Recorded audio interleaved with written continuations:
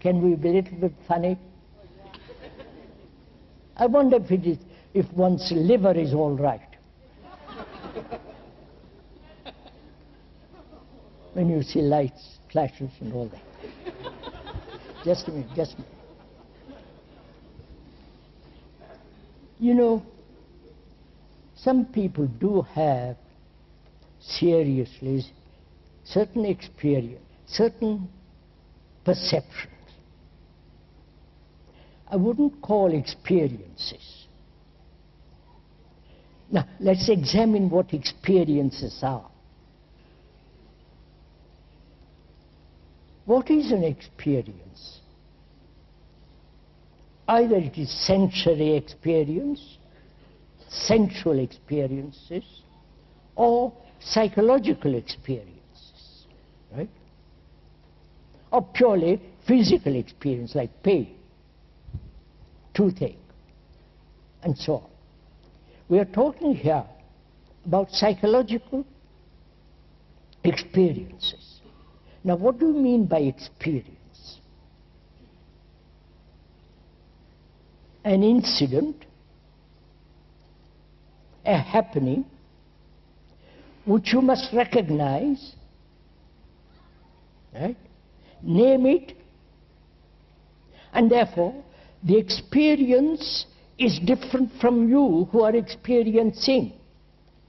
I don't know if you follow all this. Therefore, it means if the experiencer is experiencing something, he must know what it is. He must be able to recognize it, otherwise it's not an experience. Right? I don't know if you follow this. If I can't recognize the experience, it doesn't exist. I recognize it because I've already had the symptoms, the knowledge of it. Therefore, I say that is an experience.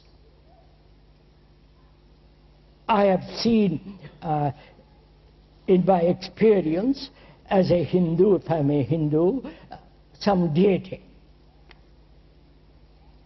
Because my brain is conditioned to that. If you are a Christian, you have an experience of Jesus or whatever it is. So, as long as there is an experiencer separate from the experience, what you call the new experience is really the old experience manifesting itself in a different form, and you recognize it. And you call that experience. Now, a mind that is clear is absolutely without the shadow of self. It has no experience. Right? Because there is nothing to experience. Illumination is not a state of experience, which is so absurd. Because, so,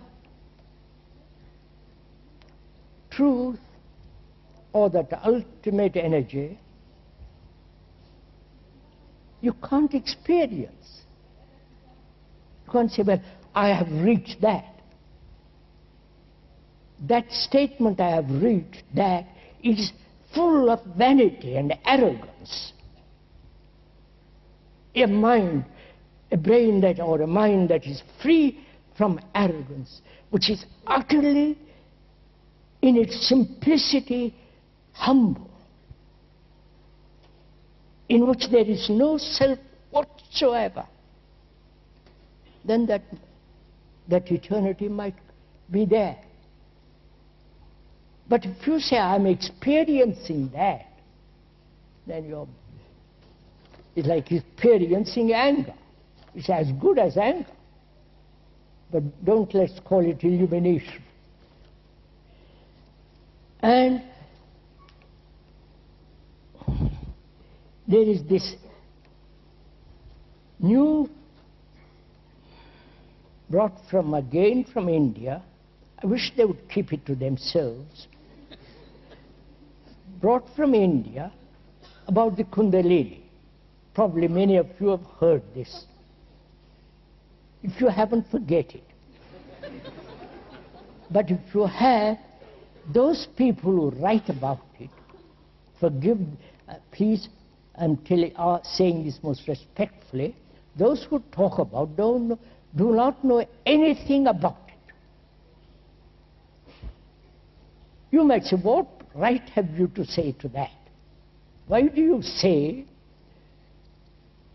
they do not know? Which means you know. Right? Naturally, that's the obvious question.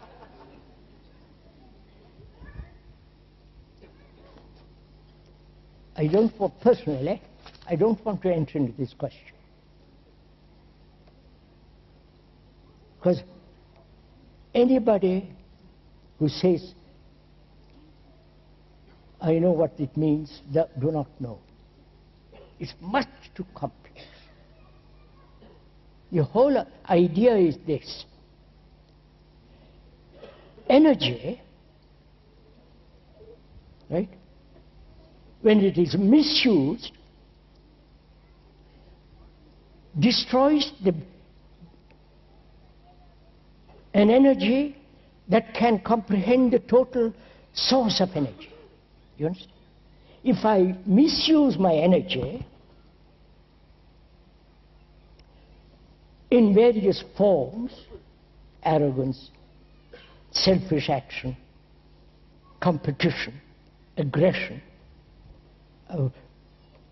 soaked in sorrow and talking endlessly about it, or constantly being occupied with something or other, I'm wasting energy, obviously, like a motor running all the time in the garage. It'll soon wear itself out. But the idea of all this is that this energy, when it's not wasted in any direction, that very human energy, which is not the energy created by conflict or the energy created by thought, that energy is or apprehends the total energy of the universe. That is the idea about Kundalini and all that kind of stuff.